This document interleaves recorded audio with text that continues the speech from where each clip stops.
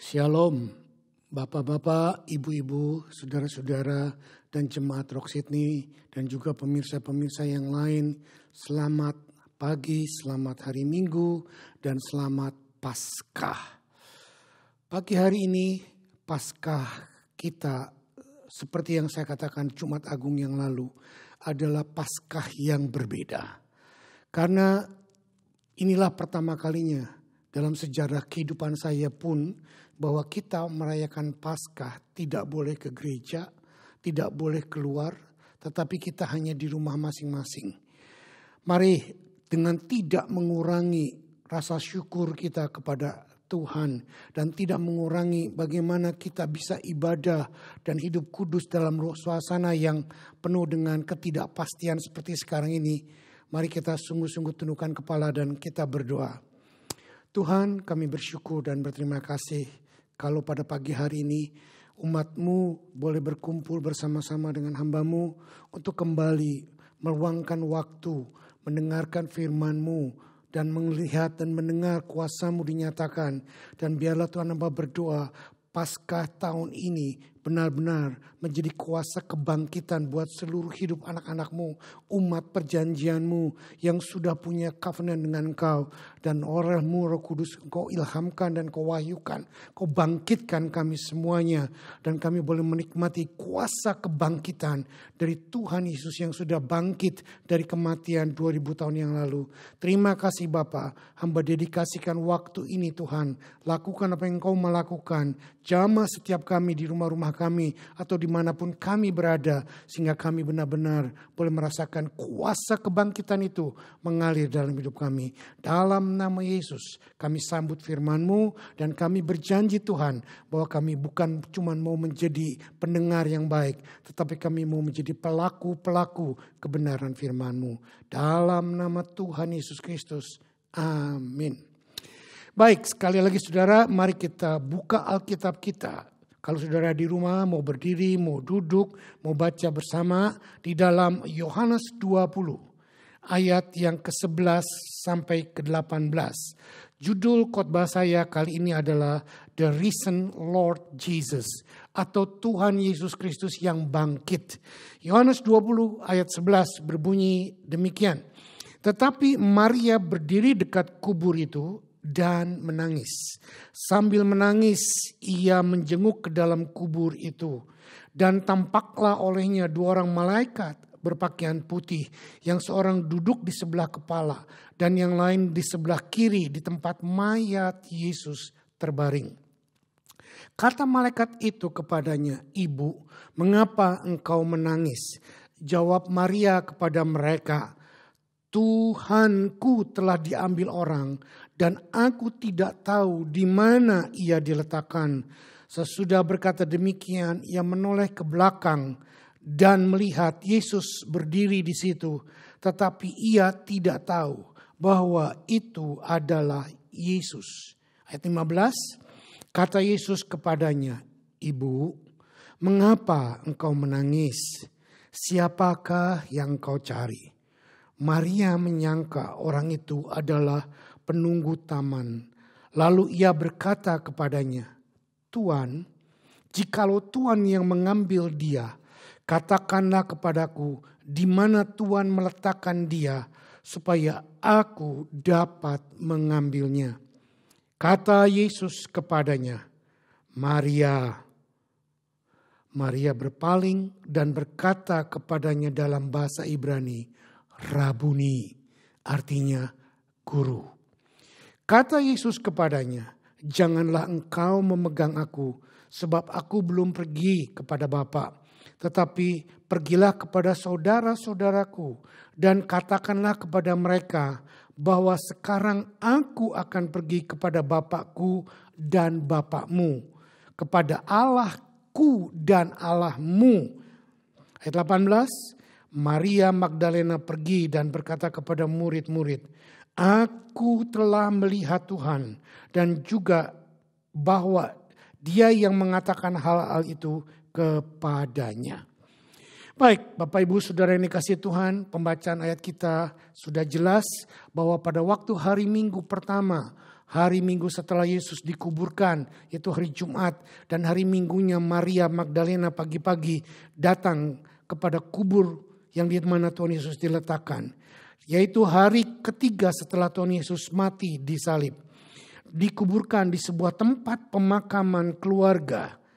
Maria Magdalena datang ke tempat kubur itu dan mau mencari tubuh Yesus.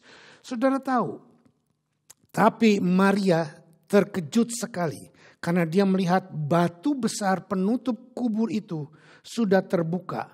Dan ketika dia masuk dan melihat kubur itu sudah kosong, alias tubuh Yesus sudah tidak ada di situ. Seharusnya Maria sangat takut dan syok karena di tempat tubuh Yesus ada 2 malaikat yang sedang duduk. Satu di bagian kepala dan satu di bagian kaki tempat tubuh Yesus diletakkan. Tetapi karena pikiran Maria dan perasaan Maria hanya terpusat melihat dan mencari tubuh Yesus yang dia lihat tidak ada, maka consciousnya, kesadaran Maria tidak mengatakan atau tidak sadar bahwa 2 orang yang berdiri di hadapannya itu adalah malaikat Tuhan.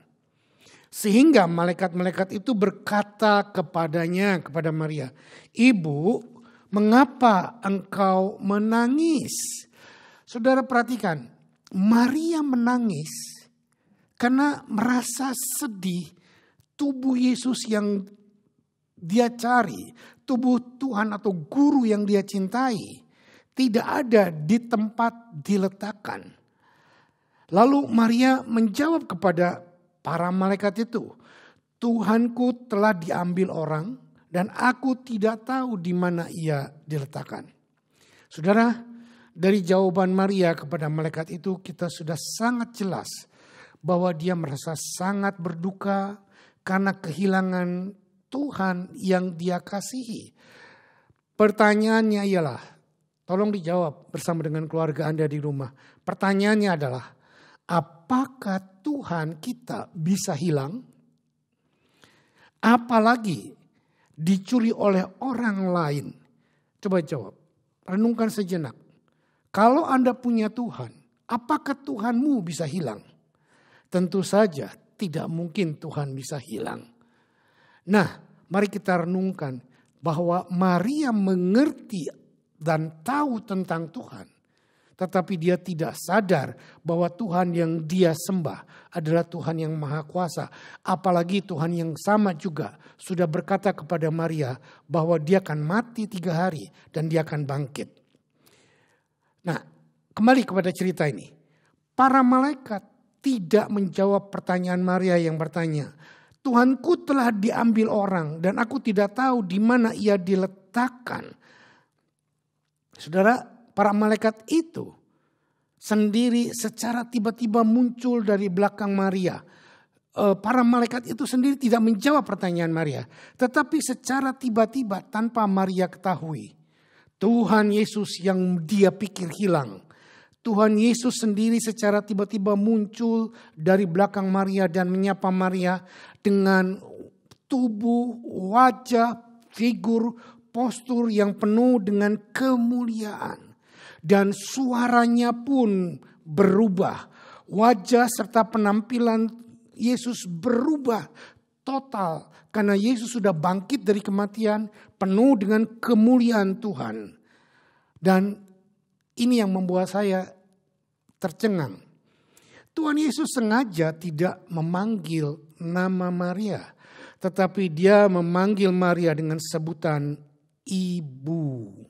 Sehingga membuat Maria lebih semakin tidak mengenal kalau itu Yesus yang dia cari. Di sini kita melihat kalau Tuhan kita kadang-kadang suka iseng menurut saya. Isengnya adalah dia berbuat seperti keyakinan kita untuk sengaja membuat kita lebih tercengang. Ya, seperti yang dia lakukan kepada Maria. Kenapa tidak Yesus tiba-tiba berkata kepada Maria, ini aku Yesus.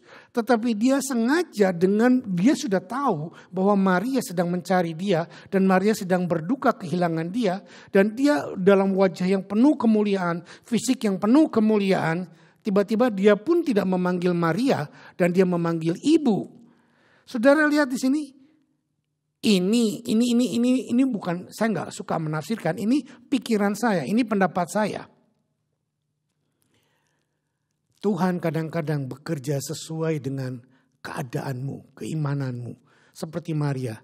Tetapi dia Tuhan yang baik. Dia tidak membiarkan kita tetap dalam keadaan ketidakmengertian kita.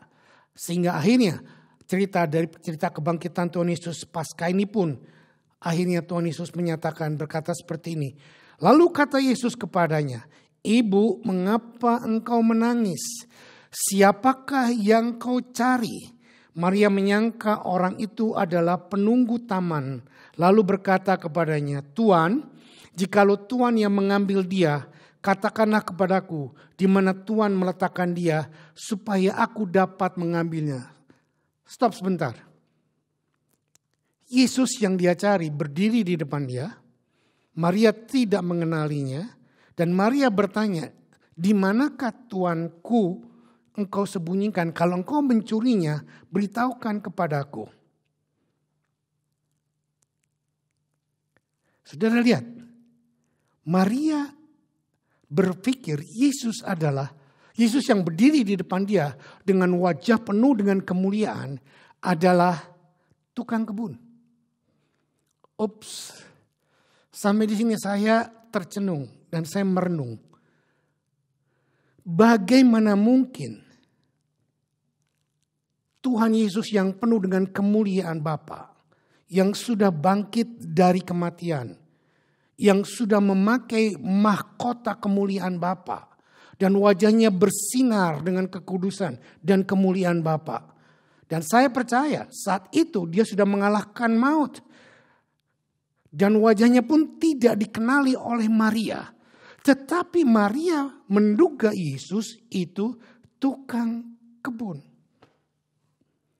Saudara perhatikan, kalau saya seperti Tuhan Yesus, saya sudah menjadi pahlawan, saya melakukan perkara yang besar, yang luar biasa, dan Bapa di sorga pun sudah menyupport saya, dan saya sudah menang, dan saya menjadi orang yang bangkit dari kematian. Tiba-tiba ketemu Maria, dan Maria berkata bahwa dalam pikirannya, bukan perkataannya, engkau tukang kebun. Dan Yesus tahu itu, bukan gak tahu. Dan Yesus membiarkan itu. Dan Yesus tidak tersinggung, dan Yesus tidak marah. Yesus tidak menegur Maria dan berkata, Maria, mikir dong, masa aku tukang kebun? Masa tukang kebun dengan wajah kemuliaan seperti ini? Masa tukang kebun dengan wajah cahaya, dengan pakaian yang luar biasa bersinar seperti ini? Masa tukang kebun dikawal oleh malaikat-malaikat? Sudah lihat, seringkali Yesus juga membiarkan kita ada di dalam keadaan ketidakmengertian kita untuk sementara. Tapi untuk tidak selamanya. Dan dia tidak tersinggung, dia tidak marah, dan dia tidak berkata, kasihan deh lu, masa kamu dekat dengan aku sudah kasih tahu firman, aku sudah kasih tahu bahwa aku akan bangkit. Tapi kenyataannya pada waktu itu terjadi kamu tidak mengerti, kamu tidak menyadarinya. Saudara perhatikan di sini, Yesus mendiamkan, tidak menghardik, tidak menegur, tidak marah. Tetapi yang Yesus lakukan, ini yang membuat saya menangis. Kata Yesus kepadanya, Maria. Maria berpaling dan berkata kepadanya dalam bahasa Ibrani, Rabuni. Saudara, Yesus mengerti kedukaanmu. Yesus mengerti kebodohanmu. Yesus mengerti kehancuranmu. Yesus mengerti kehilanganmu. Dan Yesus tidak marah, Yesus tidak menegur. Sometimes Yesus hadir dan membiarkan kau dalam keadaan seperti itu. Tetapi tidak lama. Dan dia menyadari dan Yesus menampakkan pribadi yang sebenarnya kepada Maria. Yesus berkata, Maria. Saya percaya sesuatu yang ajaib sedang terjadi antara Yesus dengan Maria di sini. Sehingga seketika itu Maria bisa mengenali bahwa yang berdiri di hadapannya adalah Yesus sang rabi yang dia kasihi dan yang dia cari. Waktu saya menyadari ini Tuhan. Menyadari ini saudara. Kejadian ini terjadi di Bangkok. Dan saya dalam training sebuah intensif training dari gospel untuk para church planter. Dan seorang pembicara membacakan ayat ini. Pembicara itu cuma berkata bahwa Maria tidak mengenali Yesus. Tetapi Roh Kudus memakai perkataannya untuk menusuk saya dalam. Betapa Yesus yang penuh dengan kemuliaan. Betapa Yesus yang sudah bangkit dari kematian. Yang sudah mengalahkan iblis, yang sudah mengalahkan maut. Tidak dikenali oleh orang yang dikasihinya. Dan dia tidak marah. Dia diam. Dan dia membiarkan hal itu. Bahkan saya percaya bahwa Yesus yang tidak dikenali oleh Maria ini. Dari wajah yang penuh dengan kemuliaan. Dia turunkan derajat kemuliaannya. Sehingga Maria bisa mengenalinya. Sehingga Maria bisa melihat bahwa ini adalah Yesus yang dia cari. Saudara, betapa lemah lembutnya. Betapa kasihnya Yesus kepada kita. Dan ini yang menusuk saya. Dan menyadari saya. Seketika itu juga saya peluk Yosi yang ada di samping saya. Saya bilang, Yos, ampuni papi. Yosi bingung, kenapa? Papi baru disadarkan betapa kita punya Tuhan yang luar biasa baik. Betapa kita punya Tuhan yang luar biasa mengasihi kita. Yang sangat rendah hati. Dalam kemuliaannya, dia dianggap tukang kebun. Dia tidak marah. Dalam kemenangannya, dalam kehebatannya yang dimahkotai dengan kemuliaan Bapa, tapi direndahkan oleh orang yang dikasihinya, dia tidak marah. Lalu saya telepon istri saya dari Bangkok. Dan saya berkata kepada istri saya, sayang, ampuni papi, ampuni saya. Lu kenapa? Lalu saya ceritakan, saya dapat ayat ini. Dan saya berkata, Tuhan, ajari aku untuk sepertimu, yang dalam kemuliaanmu, yang dalam kehebatanmu, yang dalam segala aspek kemenanganmu, engkau direndahkan. Dan engkau sengaja menurunkan derajat kekudusanmu, kehebatanmu, untuk bisa dikenali oleh Maria. Saudara, itu yang membuat saya mengalami satu perjumpaan yang baru dengan Tuhan. Tuhan, ampuni saya.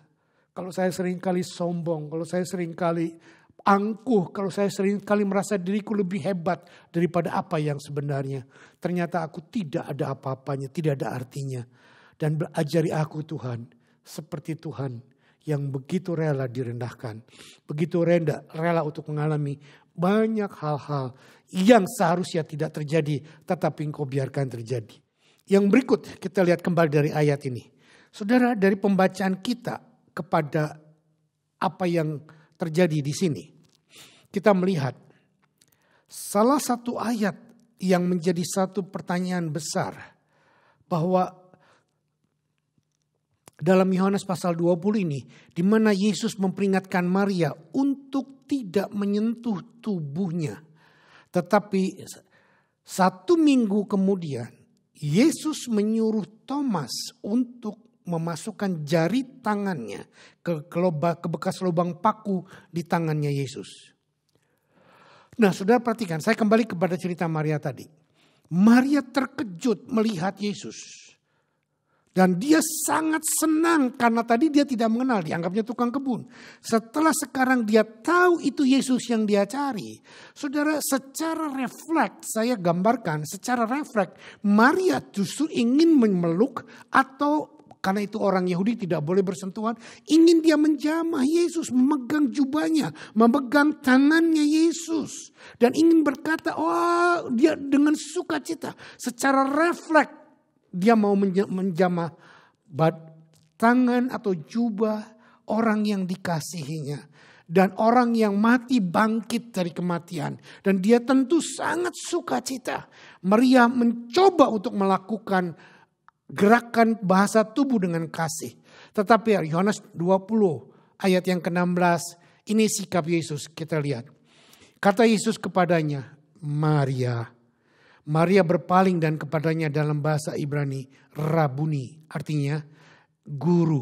Lalu ayat yang ke-17, kata Yesus kepadanya, janganlah engkau memegang aku, sebab aku belum pergi kepada Bapa.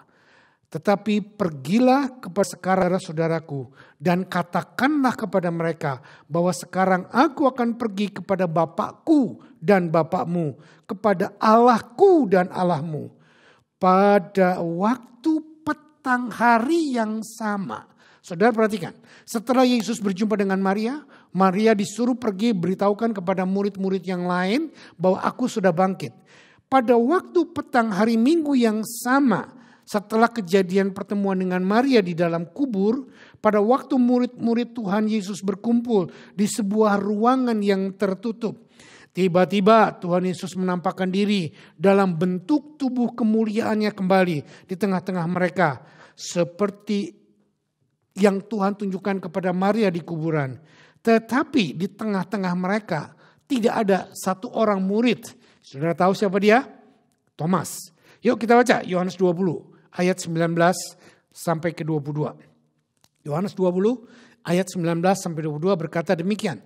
Ketika hari sudah malam pada hari pertama minggu itu, berkumpullah murid-murid Yesus di satu tempat dengan pintu-pintu yang terkunci karena mereka takut kepada orang-orang Yahudi.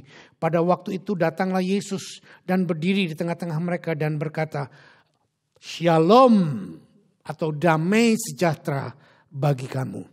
Ayat 20, dan sesudah berkata demikian ia menunjukkan tangannya dan lambungnya kepada mereka. Murid-murid itu bersuka cita ketika mereka melihat Tuhan mereka.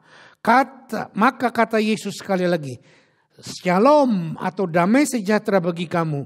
Sama seperti Bapa mengutus aku, demikian juga aku mengutus kamu. 22. Dan sesudah berkata demikian, ia menghembusi mereka dan berkata, terimalah Roh Kudus. Jikalau kamu mengampuni dosa orang akan diampuni. Dan jikalau kamu menyatakan dosa orang tetap ada, dosanya akan tetap ada. Saudara, satu hal yang luar biasa. Hari pagi, minggu pagi setelah bangkit, ketemu dengan Maria di kubur. Sorenya Yesus datang kepada murid-murid yang lain di kamar loteng untuk meneguhkan apa yang dia katakan kepada Maria. Beritahu saudara-saudara yang lain bahwa aku sudah bangkit. Dan untuk membuat keyakinan bahwa yang nampak adalah betul Yesus mereka. Maka dengar perkataan saya, perhatikan. Yesus dan Bapa di sorga dan Roh Kudus tidak menghilangkan bekas luka. Baik di lambung maupun di kaki maupun di tangan Yesus. Kalau mereka mau melakukannya, mereka pasti bisa. Kenapa? Karena Bapa di surga Maha Kuasa, Tuhan Yesus Maha Kuasa, dan mereka bisa menghilangkan bekas luka itu. Tetapi saya percaya bekas luka itu tidak dihilangkan. Karena itu dibilang bukan lagi luka, tetapi bekas luka adalah scar.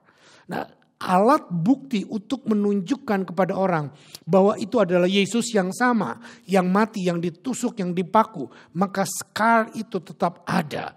Tidak dihilangkan. Saudara lihat, itulah bukti yang membuat orang-orang atau murid-murid percaya bahwa Yesus sudah bangkit. Itu sebabnya judul khotbah saya hari ini juga, Yesus yang bangkit dari kematian. Lukanya masih tetap ada. Yuk selanjutnya kita lihat, kembali kepada firman Yohanes pasal 20 ayat 24 dan 25. Kita baca. Yohanes 20 ayat 24 berkata demikian. Tetapi Thomas, seorang dari ke-12 murid itu yang disebut Didimus, tidak ada bersama-sama mereka ketika Yesus datang ke situ. Maka kata murid-murid yang lain kepadanya, kami telah melihat Tuhan. Tetapi Thomas berkata kepada mereka, sebelum aku melihat bekas paku pada tangannya, dan sebelum aku mencucukkan jariku ke dalam bekas paku itu, dan mencucukkan tanganku ke dalam lambungnya, sekali-kali aku tidak percaya. Saudara perhatikan. Murid-murid sudah berkata, aku lihat lubang pakunya. Itu betul-betul Yesus. Tetapi Thomas yang sering kita sebut sebagai doubting Thomas. Atau Thomas si pembimbang. Thomas si ragu-ragu. Thomas yang kurang beriman. Tetapi di antara ragu-ragu dan yakin, itu masih ada terbersit iman yang kecil. Sehingga kita lihat murid-murid yang pertama, di hari Minggu pertama murid-murid kumpul, Thomas tidak ada. Itu bukti bahwa dia suka on off.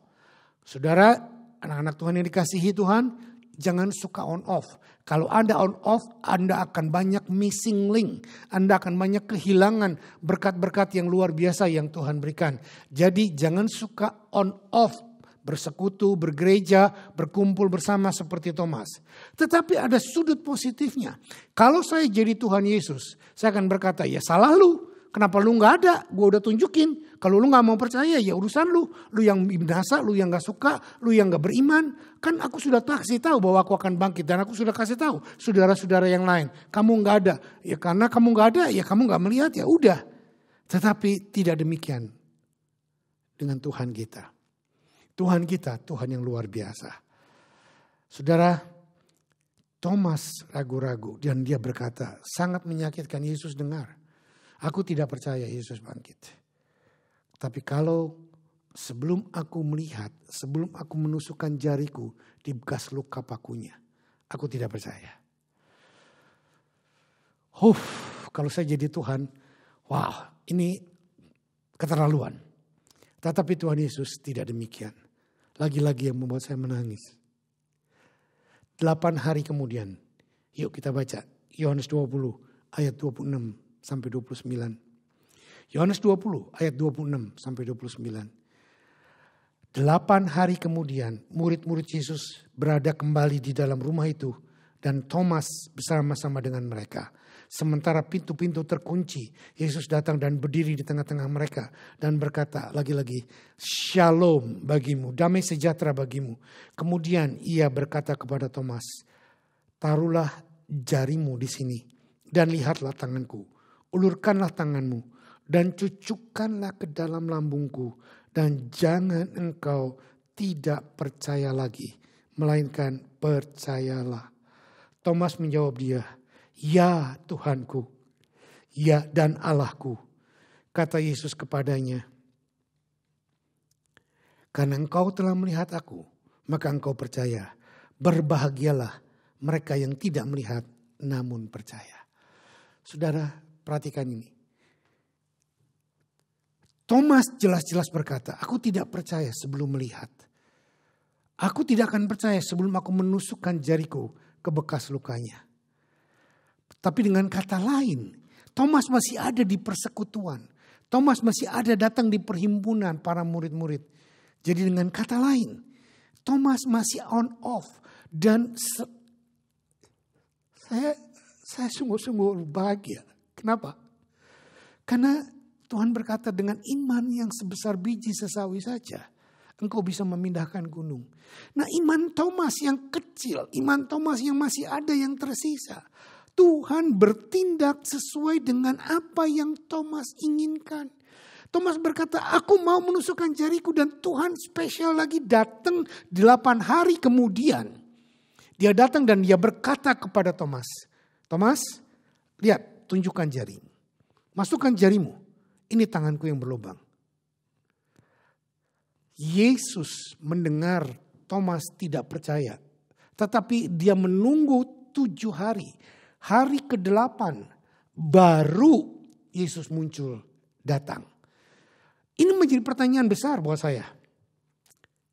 Ini menjadi pertanyaan besar. Kenapa Yesus harus menunggu 7 hari atau 8 hari yang ke-8 baru Yesus datang menjumpai Thomas? Kenapa enggak besoknya Yesus datang menjumpai Thomas? Pertanyaan yang saya tanyakan tadi adalah atau mengapa Maria tidak boleh menjamah tubuh Yesus, tetapi Yesus menunjukkan tubuhnya yang berlobang kepada Thomas? Pertanyaannya sederhana. Karena waktu Yesus berjumpa dengan Maria, Yesus sebagai imam besar belum menyelesaikan tugasnya untuk membawa darah masuk kepada tabut perjanjian di sorga. Saudara, untuk mengerti ini, kita lihat di depan kita ini sengaja saya bawa ada tabut perjanjian. Nah, tabut perjanjian ini dalam perjanjian lama, dalam acara Paskah, tabut perjanjian ini sangat vital. Kenapa? Karena pada waktu hari the Day of Atonement atau hari Gerakfirat besar atau hari pendamaian, maka untuk seorang imam besar harus sepanjang malam sebelum besoknya masuk ke dalam ruang Maha Kudus atau ruang Maha Suci dengan membawa darah domba yang akan dipercikan di atas tabut perjanjian ini, maka dia semalam-malaman harus menyucikan diri dan berdoa. Nah, saudara perhatikan di sini. Sengaja saya lakukan ini supaya saudara mengerti dan melihat. Imam besar menyembelih lembu sapi untuk menguduskan dirinya. Lalu dia juga membawa darah domba sebagai penebusan, dan dia harus oleskan ini darah di kerubim ini, saudara, di kerub-kerubnya dan di ujung-ujungnya, dan dia harus mengoleskan itu darah untuk membuat perjanjian, di mana perjanjian dengan Tuhan dan seluruh bangsa Israel. Dan ini dilakukan setiap tahun. The Day of Atonement itu setahun sekali, yaitu setelah Paskah yang sekarang yang kita lakukan sekarang Paskah ini, dan Tuhan Yesus imam besar membawa darahnya ke darah domba untuk dipercikan di tabut perjanjian, dan terjadilah proses pendamaian. Tetapi sekarang kita lihat, selama proses pendamaian itu, seorang imam besar harus dikarantina dan tidak boleh ketemu keluarganya. Tidak boleh ketemu istri, anak-anaknya. Supaya apa? Supaya mencegah jangan sampai terjadi sesuatu hal yang membuat dia tidak tahir atau membuat dia menjadi kurang kudus dan dia batal dan dia bisa mati untuk masuk dalam ruang Maha Kudus. Demikian juga Tuhan Yesus. Dia bertindak waktu dia mati, darahnya tercurah, dan dia membawa darahnya masuk ke tabernakel di surga atau di kemah suci yang di hadapan Bapa, dan dia mempersembahkan darahnya. Sebelum dia mempersembahkan darahnya kepada Bapa di surga, maka dia melarang Maria untuk menyentuh dia, karena itu adalah kuburan. Dan mungkin saja Maria dalam keadaan tidak kudus atau maaf saya berkata period woman menstruasi. Atau mungkin Maria sudah menyentuh benda-benda atau orang mati, kuburan yang mati dan lain sebagainya. Sehingga orang-orang zaman perjanjian lama, kekudusan sangat dijamin atau sangat diharuskan secara Taurat bahwa seorang imam besar tidak boleh menyentuh benda mati. Dan itu akan membuat dia tidak kudus atau membuat dia tidak layak, menjadi cemar. Nah, itulah sebabnya waktu Maria berkata, dia spontan mau menjamah Yesus. Yesus berkata, don't touch me. Oke? Nah, untuk penegasannya, mari kita lihat di dalam Ibrani 9 ayat 11 sampai 15. Ibrani 9 ayat 11 sampai 15 berkata demikian. Tetapi Kristus telah datang sebagai imam besar untuk hal-hal yang baik yang akan datang. Ia telah melintasi kemah yang lebih besar dan yang lebih sempurna, yang bukan dibuat oleh tangan manusia, yang artinya yang tidak termasuk ciptaan ini. Ayat 12, dan ia telah masuk satu kali untuk selama-lamanya ke dalam tempat yang kudus, bukan dengan membawa darah domba, jantan dan anak lembu, tetapi dengan membawa darahnya sendiri. Dan dengan itu ia telah mendapat kelepasan yang kekal. Sebab jika darah domba jantan dan darah lembu jantan dan percikan abu lembu muda menguduskan mereka yang najis, sehingga mereka disucikan secara lahiriah, betapa lebihnya darah Kristus yang oleh roh yang kekal telah mempersembahkan dirinya sendiri kepada Allah sebagai persembahan yang tak bercacat dan yang menyucikan hati nurani kita dari perbuatan-perbuatan yang sia-sia, supaya kita dapat beribadah kepada Allah yang hidup. Karena itu ia adalah pengantara dari satu perjanjian baru, supaya mereka yang telah terpanggil dapat menerima bagian yang kekal yang dijanjikan. Sebab ia telah mati untuk menebus pelanggaran-pelanggaran yang telah dilakukan selama perjanjian yang pertama. Saudara perhatikan, perjanjian yang pertama adalah perjanjian Tuhan dengan imam besar dan dengan bangsa Israel dengan darah domba. Dan itu setahun sekali. Tetapi Yesus sebagai imam besar kita, Ibrani berkata bahwa dia dengan membawa darahnya sendiri kepada tabernakel di sorga. Tabernakel Musa adalah gambaran apa yang ada di sorga. Dan Yesus sebagai imam besar kita yang membuat pendamaian antara Bapa di sorga dengan dia dan dengan kita seluruh umat manusia. Maka dia harus mempersembahkan tubuhnya di hadapan Bapa. Bukan mempersembahkan tubuhnya, mempersembahkan darahnya kepada Bapa di tabernakel sorga. Sangat jelas bahwa Tuhan Yesus menampakkan dirinya kepada muridnya Thomas untuk sangat jelas di sini bahwa bagian ini kenapa Maria tidak boleh menjamah Yesus, karena Yesus belum menyerahkan darahnya kepada Bapa di sorga seketika itu. Tetapi setelah itu Yesus turun lagi ke bumi dan dia menampakkan dirinya kepada murid-murid di kamar tertutup setelah malam harinya di hari yang sama. Dan dia menunjukkan jati dirinya bahwa tangannya berlubang, tubuhnya berlubang. Tetapi kepada Thomas itu adalah hal yang berbeda. Karena menurut kitab Taurat lagi-lagi sangat jelas bahwa Tuhan Yesus menampakkan dirinya dan kepada Thomas untuk menjamahnya setelah 8 hari bangkit dari kematian. Jadi hari pertama Tuhan Yesus menunjukkan diri kepada Maria dan kepada sekumpulan murid di hari sorenya di sebuah kamar, tetapi tidak ada Thomas. Lalu 8 hari yang ke-8, 7 hari setelah itu, maka Tuhan khusus datang lagi ke ruangan yang sama dan di situ ada Thomas dan dia menyuruh Thomas menyentuh tubuhnya. Kenapa demikian? Yuk kita buka Keluaran 29 ayat 35. Inilah yang harus dilakukan oleh seorang imam besar setelah dia melakukan upacara pendamaian atau the day of atonement. Keluaran 29 ayat 35 berkata demikian. Maka haruslah kau perbuat demikian kepada Harun dan kepada anak-anaknya. Tepat seperti yang kuperintahkan kepadamu, selama 7 hari haruslah kau tabiskan dia. Saudara perhatikan, selama 7 hari haruslah kau tabiskan dia. Tadi saya katakan, waktu Yesus bangkit dari kematian, dia sudah menjadi raja di atas segala raja. Dia sudah menjadi Tuhan yang sempurna, tubuhnya penuh dengan kemuliaan. Tetapi kita tahu bahwa Yesus selain raja, sebagai Tuhan, tetapi dia juga bertindak sebagai imam besar. Nah, untuk mentabiskan seorang imam besar menurut acaranya Taurat, Keluaran 29 ayat 35, mereka harus ditabiskan dan selama 7 hari mereka harus ditabiskan dan dikuduskan, tidak boleh menyentuh benda-benda yang najis. Jelas. Sekali lagi saya ulang. Hari pertama pagi ketemu Maria, sore ketemu murid-murid, tetapi badannya belum disentuh. Cuman menunjukkan bahwa ini aku.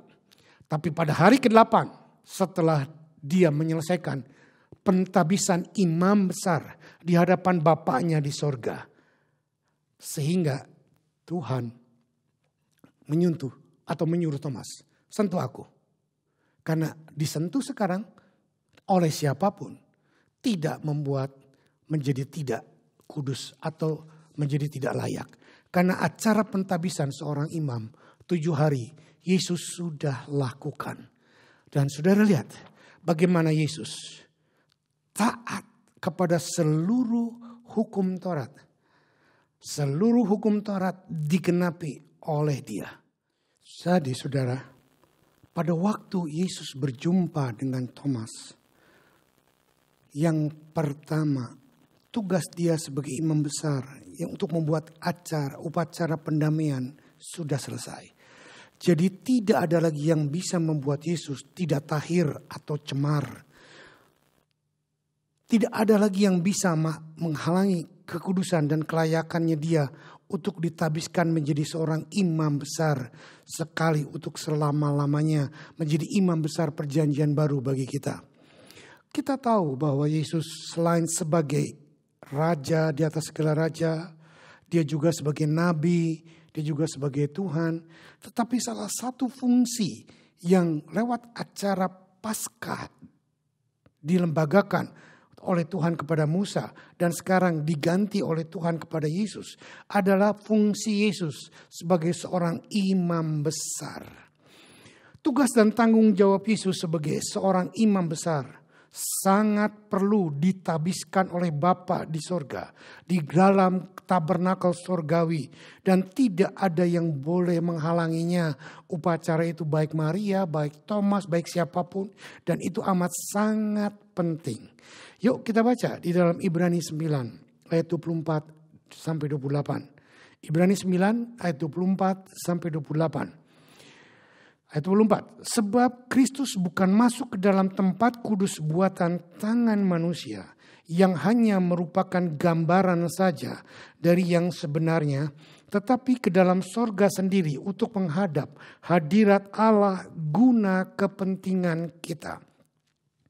Dan dia bukan masuk untuk berulang-ulang mempersembahkan dirinya sendiri sebagaimana imam besar setiap tahun masuk ke dalam tempat kudus dengan darah yang bukan darahnya sendiri.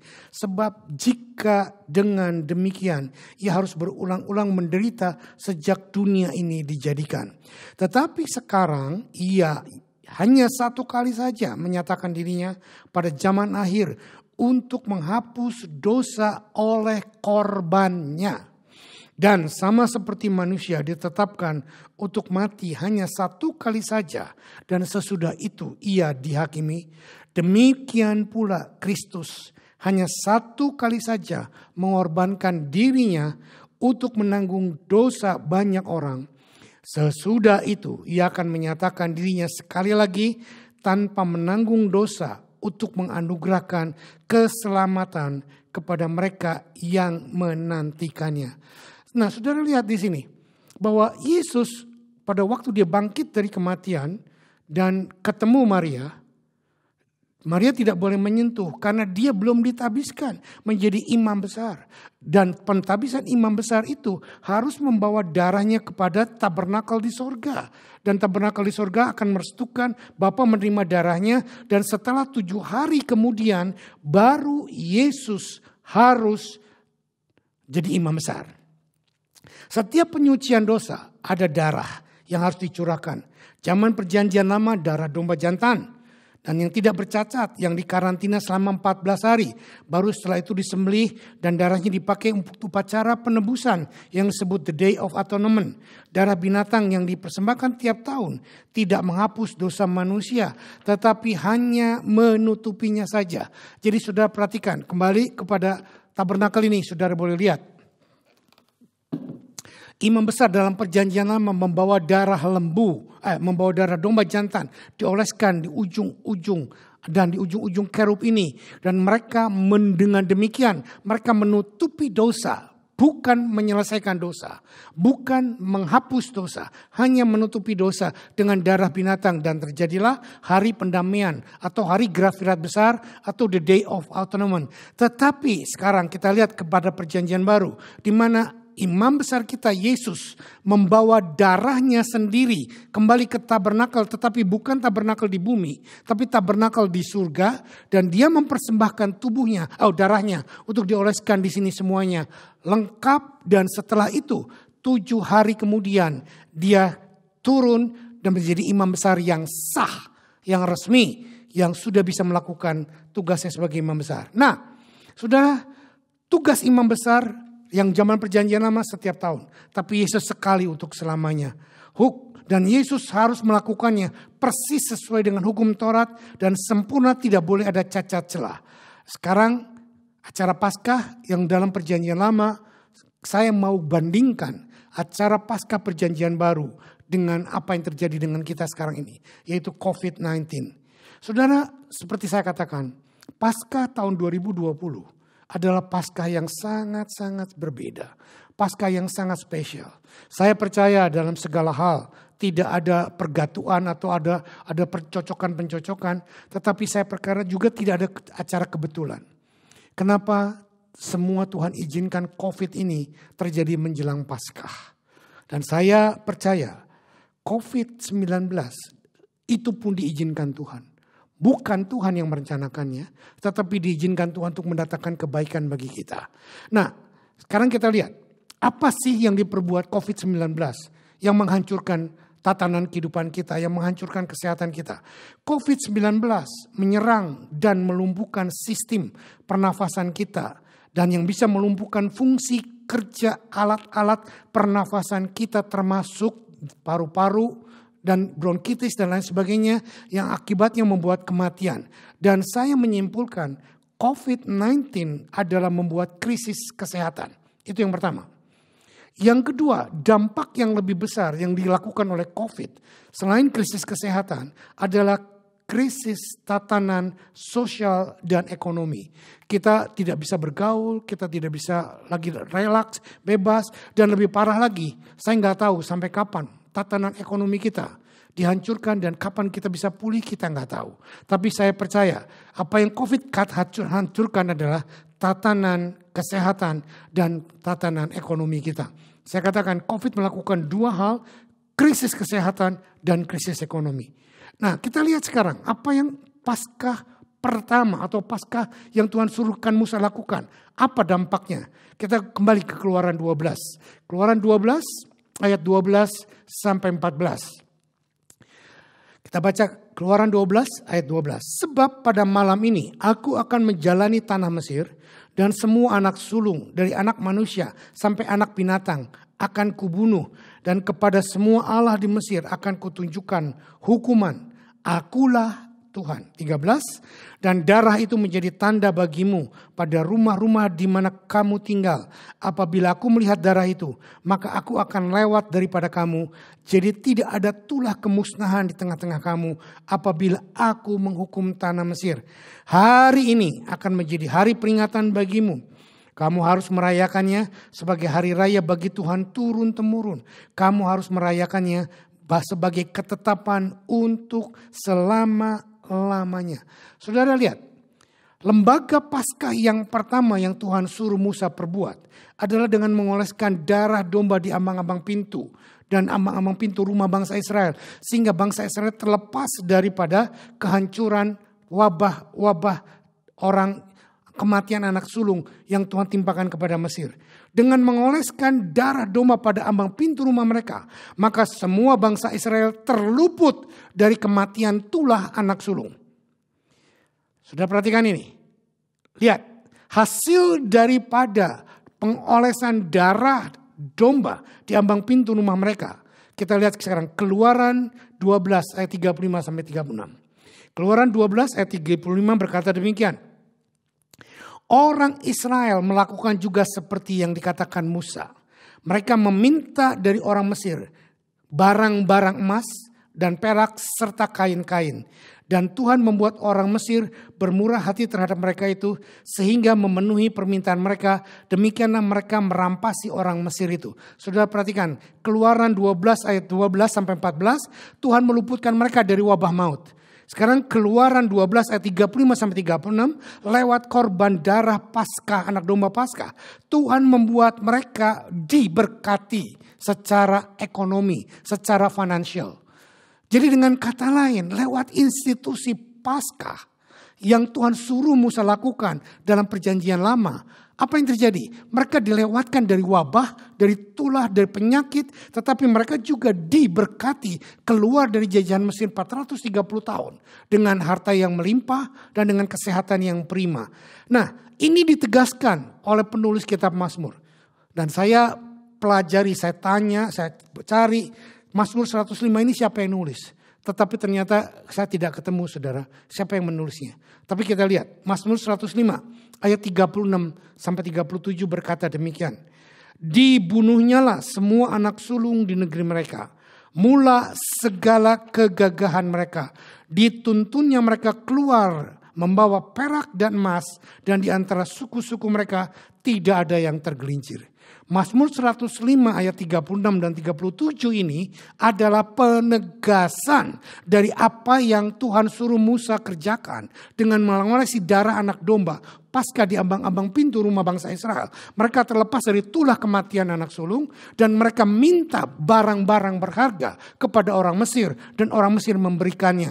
Dan mereka keluar dari jajahan Mesir menuju tanah perjanjian tanpa ada satupun yang cacat, tanpa ada satupun yang sakit. Dan mereka semua dalam keadaan sehat. Dikatakan dalam 37, dituntunnya mereka keluar dari dan dengan membawa perak dan emas. Dan di antara suku-suku mereka tidak ada yang tergelincir.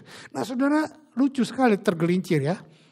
Tapi saya kira itu salah terjemahan, bukan tergelincir. Yuk kita baca di dalam ESV, English Standard Version, untuk supaya kita melihat apa meaning yang sebenarnya.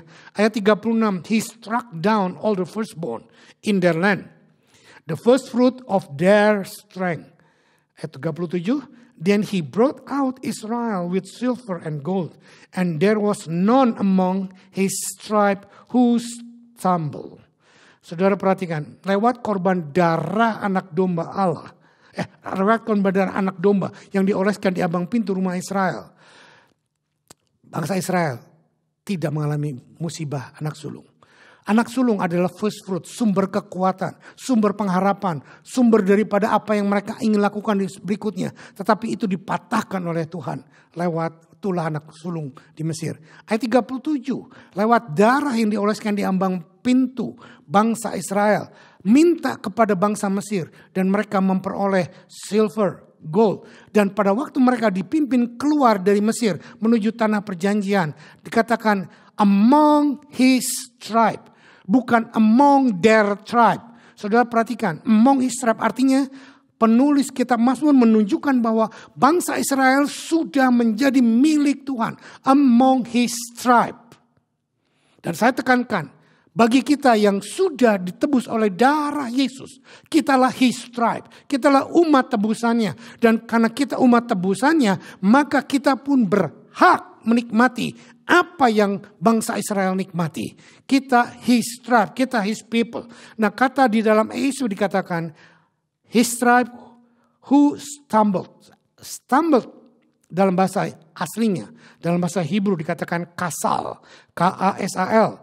To totter or waver through weakness of the legs, especially the ankle. Mungkin karena weakness, especially ankle, dikatakan tergelincir. Tetapi saya mau katakan bahwa stumble di sini adalah kelemahan fisik.